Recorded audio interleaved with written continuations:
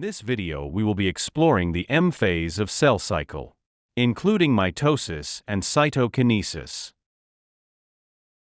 Let's do a quick review of the cell cycle to see where they fit in.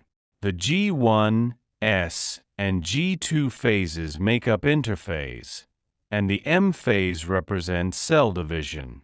Cell division includes division of the nucleus, called mitosis, and division of the cytoplasm, called cytokinesis.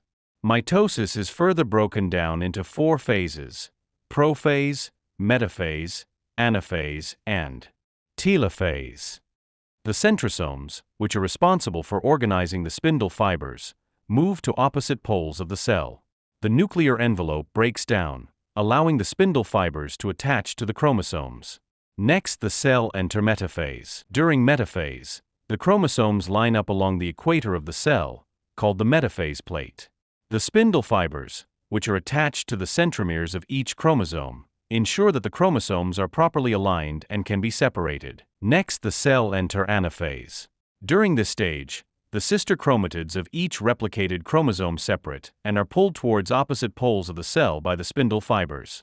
This results in the formation of two identical sets of chromosomes at opposite poles of the cell. Next, the cell enters telophase. During telophase, the chromosomes reach the opposite poles of the cell, and the nuclear envelope begins to reform around each set of chromosomes. The chromosomes begin to uncoil and return to their normal diffuse form. The spindle fibers disassemble, and the cell begins to prepare for cytokinesis. Cytokinesis is the process by which the cell divides into two daughter cells.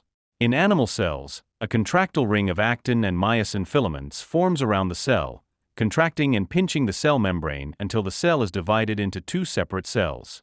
In plant cells, a structure called the cell plate forms along the equator of the cell, eventually dividing the cell into two separate daughter cells.